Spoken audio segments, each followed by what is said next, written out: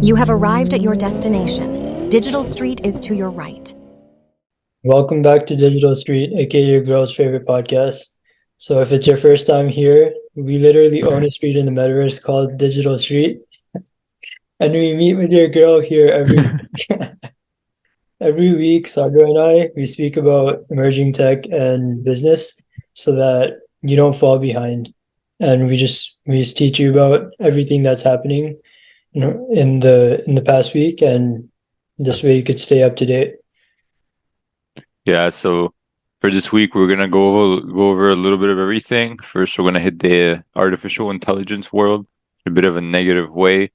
We're gonna go over some AI voice scams that we've been seeing happening on the news, on Instagram, everywhere, with some deep fakes. Then we're gonna keep kind of going through AI. We're gonna talk about AI audio rap songs and how that's gonna impact the world of rap in the future and just music in general. And then we're gonna end it off with some NFT facts, some NFT events we're gonna talk about, what they mean, what happened at them, what we like about them. Just kind of keep you guys in the loop of the NFT world as well. Yeah, so I could get started with the first topic, which is pretty scary. So across TikTok and IG, I've been seeing a bunch of videos about parents getting scammed by hackers who are basically deep faking voices of their children, and they're calling the parents and asking them for ransom payment to get their children back because the scammers have kidnapped their children. And these voices are really realistic, and people aren't able to tell the difference between their actual, like, if it's real or not. And some have said that they 100% believed the scammers. So like, this is really something that you should look out for. And like, the other worrisome thing about this is that it doesn't take much data online to replicate your voice. So many creators and like even just normal people who would make a few videos each week and post it on social media, their entire database is online filled with content just about you. Like, you search up your name and you could find audio and visual content just about you. Like, that full search is filled with content about you, and with that they could create a voice about you. So something that you should look out for. Yeah, definitely. Just to add on to what Marzooq said. So this is so far this is known as ID spoofing. Spoofing is basically in a cyber digital context. Spoofing is basically the action of Why are you laughing? I heard you laugh. I don't know why. This is a serious issue, guys. No laughing. But That's my chair. oh, that was your chair. I thought you let out a little giggle. So yeah, Yeah. spoofing is basically using deception to kind of appear as another person or source of information. You can do that using fake emails, fake IP addresses, man in the middle attacks if we get more into networking. But in this case, you just use a deep fake of another person's voice. It's a very serious issue. Just to kind of clarify how serious it is, like Marzooq said, the people that were scammed really believed that it was their loved ones that were in trouble. A direct quote from the mother of the child, of the daughter that got scammed: "I never doubted for 1 second that it was her." So that is directly from her, to show you guys the context that we're talking about. In that specific scenario, the scammer asked for a $1 million ransom as part of the terrifying scheme, which I have to mention, he went down from $1 million real quick to $50,000. Which, listen, if you're scamming someone and you go from 1 million to 50,000 in one call, I don't know how confident you are in your scamming techniques, but you need to work on that. Another scenario would be, and like Marzooq said, if you kind of post if you just post clips online on social media, you're probably more likely to get targeted by this. The social media influencer Eddie Cumber B that also got influenced. They got a call on the parents saying that he was in trouble. He was in a car accident, even though he didn't drive for a month, for 6 months actually. And yeah, he was like, my parents called to make sure everything was safe, and I'm glad they did that because the call that they received seemed very realistic. I also wanted to go over some solutions with Marzooq on how you can kind of implement your own system, so scammers can't do that to you or your loved ones. One thing that we talked about is you can have like a safe word or an emergency question that needs a specific answer that only you know. So then when they call and they don't know that answer, you're like, okay, they don't know that answer. That's probably not them. Not even just for ID spoofing, just for general, an emergency question with a specific answer is always a good one to do. And I think you also had another solution, Marzooq, if you want to talk about it. Yeah, so I think in the future there might be some agency that will keep people safe from these attacks. And like there are many security agencies or services these days. Like currently there are security guards, there's digital, there's just like security agencies that keep businesses safe from digital attacks like DDoS and a bunch more, because most companies just don't know how to keep themselves safe on the internet. And in the future, there might also be agencies or services where people can just dial in and or like subscribe monthly to a service that keeps you safe from getting calls like these in some way. But also, if you are called by someone like this, then they could possibly do a reverse scam on the actual scammer. Like the scammer gets scammed basically, and Yeah. they would basically call back the scammer, and they would know where the address of the actual scammer. So they would just like try scamming the scammer back by like threatening them about their family or someone. Just something just like not in like a real way, Just but like anonymous. yeah, Yeah. Like the group, like the hacking group, right? yeah. Yeah. And they would just like figure out if it's a real scenario or not just through that. I'm pretty sure there's more sophisticated ways to do it, but like that's just what I could think of right now. And also, I wanted to add something, but I forgot. Oh yeah, I wanted to say like these agencies that you're talking about, like in this context of the world we're currently living in, is kind of like an antivirus or like a VPN service, right? Where they Yeah, kind of provide protection for the technological world we're living in right now. yeah, exactly. Okay, I see. So I think we both talked enough about that. We kind of said everything we had to. Now we're gonna keep in the artificial intelligence world, where we're gonna shift over to music now. So this past week, like 7, 8 days ago, there was a random TikTok user by the name of Ghostwriter977 who went viral for posting a song where he created the lyrics of a song, but he used AI to replicate Drake and The Weeknd's voice.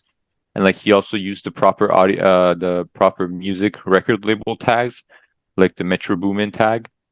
And the song was called Heart on My Sleeve. I'm sure if you're a frequent TikTok connoisseur, you've been on there, you've seen it, you've heard of it. He also uploaded to That's a every frequent TikTok connoisseur. I don't know, bro. I've Just been a, reading books, so I'm trying to, show that okay. I've been reading books. I'm trying to show it off. Okay. I haven't been You reading used to books. be anti-reading, so like that's a Yeah. thing to hear. No, I didn't read books, I was joking.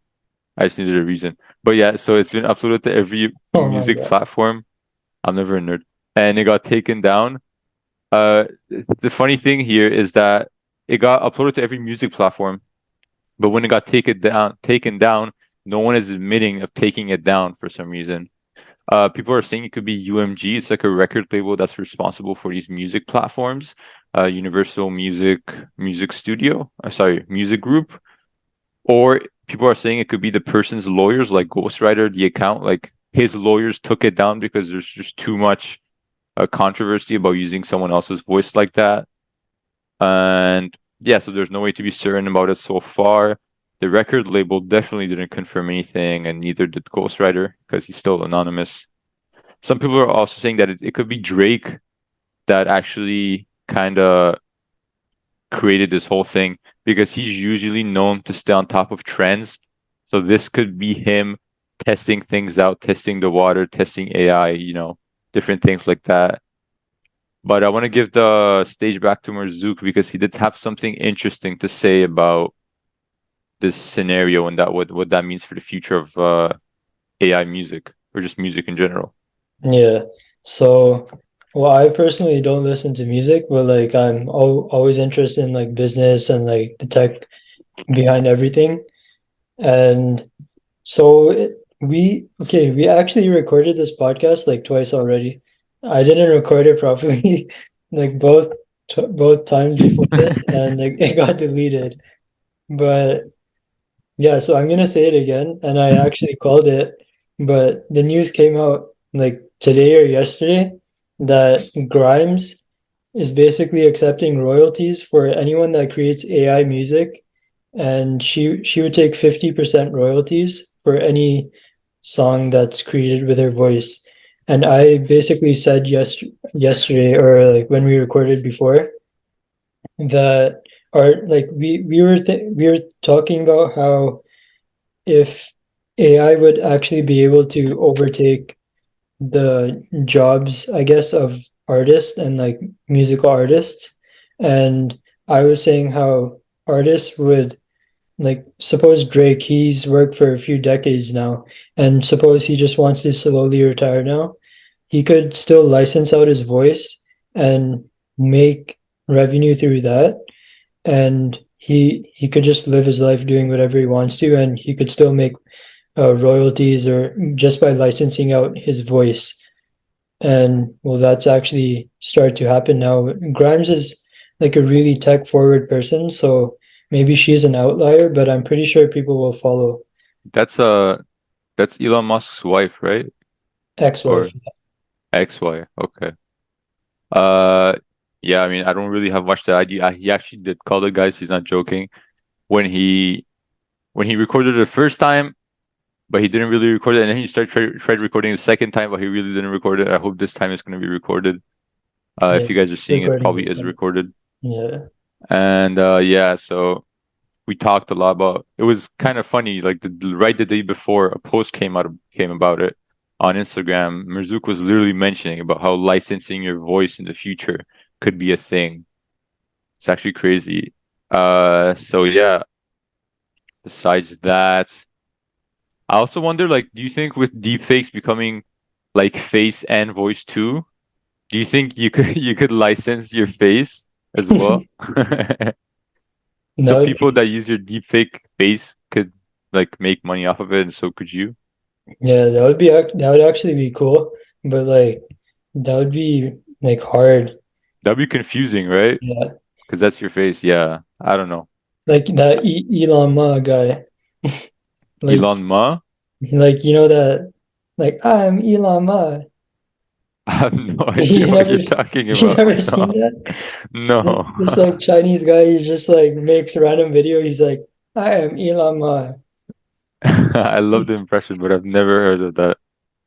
Yeah, he looks exactly like Elon Musk, or he uses some deepfake software and he looks exactly like him.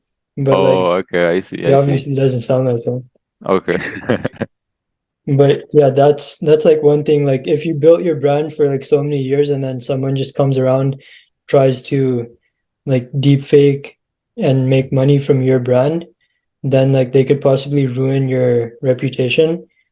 So like there needs to be a way to like for creators to actually control who's able to use it, you know? Like I wonder how Grimes is doing it.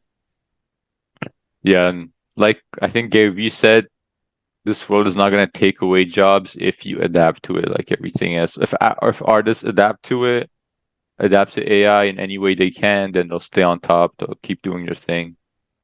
And also, oh yeah, I wanted to mention we said like we said we don't think AI is in a place yet to absolutely make all artists go bankrupt because we feel they don't have that AGI connection, that human connection, that like social touch. I think you said. I don't know what you said, but I remember saying that human feeling. It doesn't happen in rap songs when they're made with AI. So I think if we're not there yet, then artists still have a way to make money in this world. Yeah, 100%. And yeah, today I was listening to a podcast too, or like an article. I was listening to like I explained stuff too much. I should just get to the point.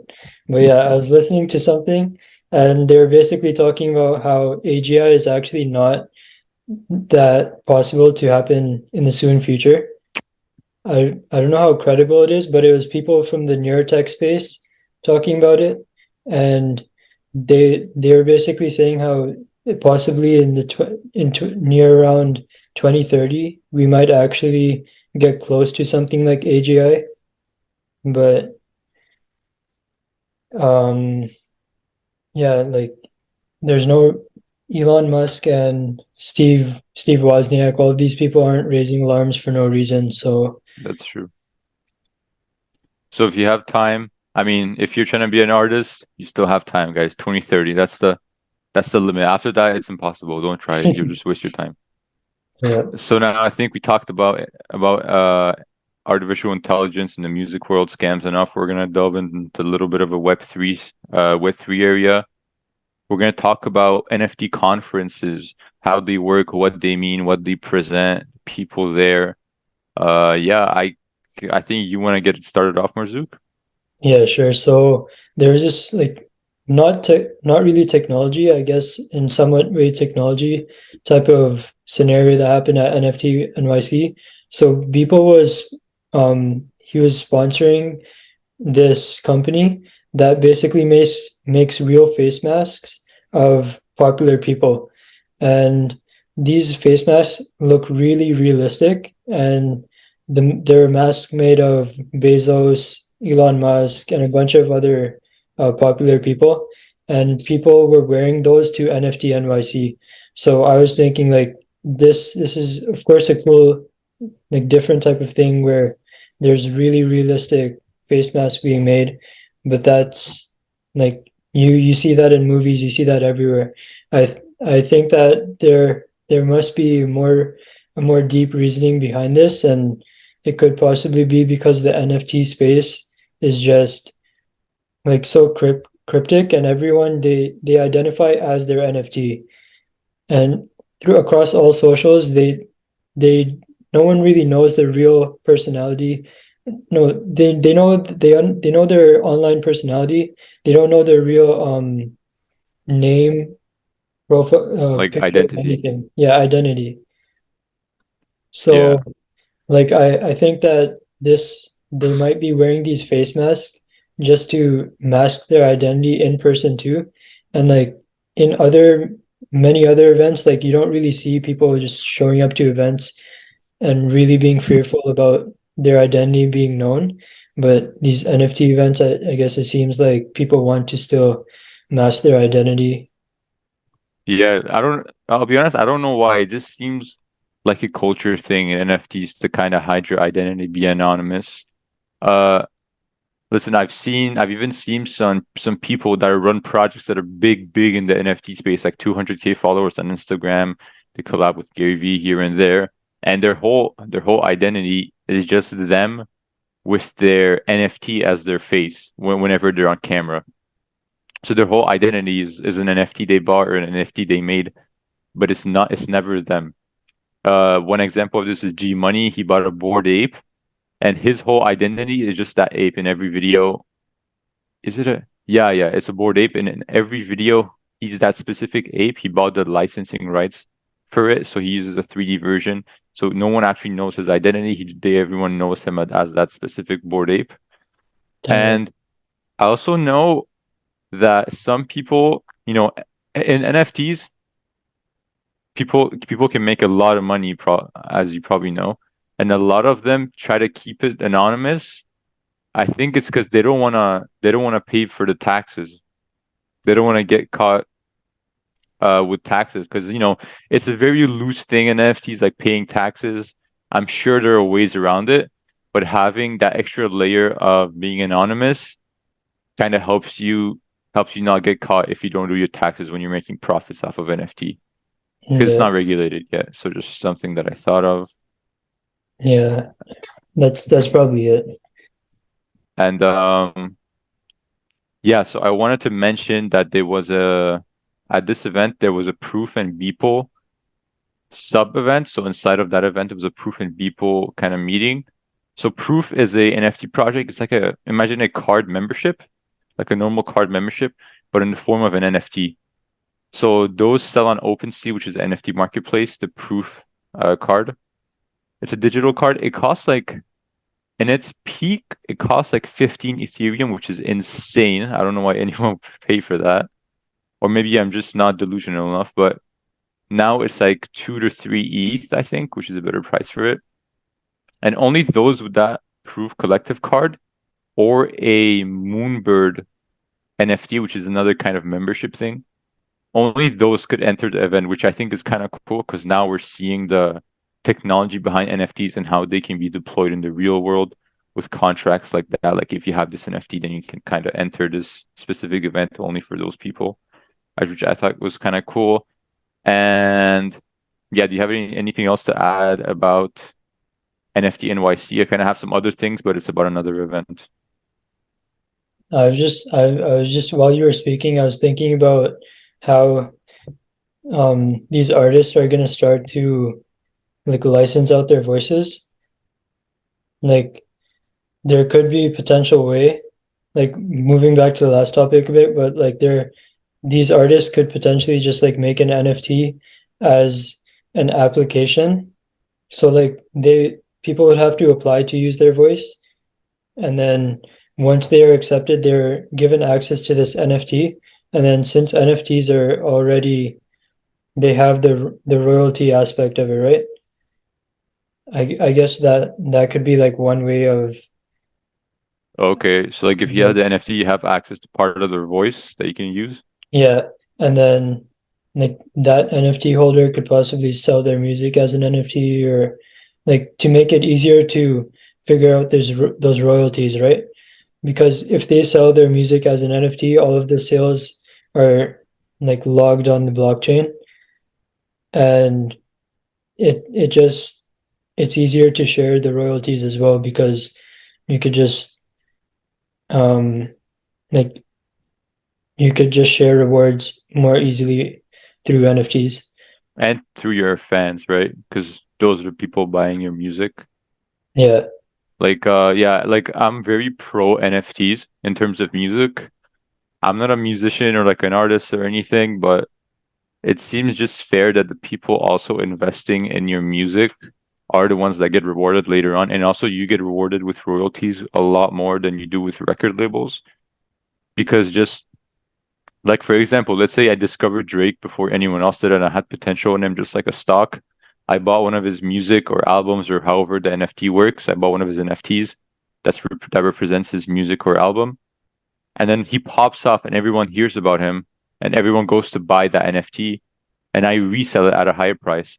Not only do I make a profit as his fan, but he also makes a profit off of those royalties a lot more than if he signed with a record label to sell his music. Yeah, 100%. So I just want to talk a little bit more about NFT events. So we have Veefriends, which is another good event. It's going to happen from May 18th to May 20th. It's a 2-day event by Gary Vee, the owner of NFTs. Sorry, the owner of Veefriends, not the owner of NFTs. So there's some good people there. Tom Bailey, Deepak Chopra, Young Gravy. It's at the Lucas Oil Stadium in Indiana. The main thing I wanted to say about this is that the Veefriend NFT is separate from the Veefriend ticket to go to VCon, which is the Veefriend event. So if you own a Veefriends NFT, you can't access it. You can't access the VCon ticket. Sorry, the VCon conference. But if you have a Veefriends NFT, you get airdropped a VCon ticket, which is the only way to get the ticket unless you resell it. So you can attend the ticket and not have a Veefriend, which I thought was pretty cool because it kind of separates the two, kind of makes a little bit of profit for everyone. It's a good way to do things. And yeah, it's a good event with a lot of good, I'm sure, fun NFT Web3 stuff. If you're in the area, it costs like $200 USD to go. It's in Indiana. Think about it. Think about the technology. That's all I wanted to share on my end about that. Yeah. Sadra and I might show up in Hasbulla face mask, like from the one from the company that people sponsored. You'll wear my face mask and I'll wear yours. True. Yeah, that's Yeah. smart. Oh, hey, nice shirt, Marzooq. Do you want to show it off Thank you. for our audience? Yeah, I got this shirt for free actually. We can't see you. There Yeah. we go. Oh, I'm gonna keep this ring. yeah, but it's basically a Hasbulla mention. By the way, Hasbulla has his own NFT. Please sponsor us if you're watching this. Facts. And yeah, I don't think we have anything else to add about that. Do you have anything to say, Marzooq? No, All right. Well, thank you everyone again for tuning in for our 7th episode. 7 is a magical number. If you're a sports fan, you'll know why. And if you look closely to our videos, this video specifically in our background, you'll know why as well. and through Sadra as well. Sadra actually he got a haircut specifically for this That's true. That's true. That's true. And yeah, Marzooq, can you end this off? I think it's time for your ending quote, and then I'll end it off. Oh yeah, my ending quote. My ending quote. I forgot my ending quote. Ooh, I forgot what I said. Just make it up on the spot. You're on the spot ones are Fool good. me once, shame on you. Fool me twice, Jeez. shame on me. Just like how Marzooq recorded the thing 3 times, but yeah. Little shout out to Marzooq. He got fooled 3 times. No, 2 times. Marzooq got fooled 2 times. So shame on you, Marzooq. Yeah, unfortunately. I'm supposed to be the nerd in this group. That's true. You're just a tall enthusiast. Exactly. But yeah, so I want to let you guys know, like as an ending note, as usual, that we're selective about our audience and we only want fierce nerds like you in our community. And that's actually a compliment if you didn't know. So like after this podcast, if you don't already know what a fierce nerd is, just Google it and you'll see Paul Graham's post on it and you have to read it. But yeah, so you got to keep this pod a secret for now, and we're selective about our audience in a way that like you're only listening to this because we wanted you to listen to it. Like that's just a way that we reach people, and that's why you're here right now. So just keep it a secret for a bit, and yeah, once we're ready to open it up to the public, and once we could get some banger guests, then we'll let you know, so that you could refer it to your friends, family, whoever, and more people could learn about this, learn about tech every week and business, start making bank. But yeah, Exactly. that's it for me. Bank that we reinvest for you guys. Hundo. Paul Graham. Yeah. Thank you guys again for tuning in. All right, peace. See you guys. See you next week at Digital Street. You know it's love, yo. Thanks, Deepfake Tupac. Respects Tupac and Tate. Final deepfake sign off by Yobo Morgan Freeman.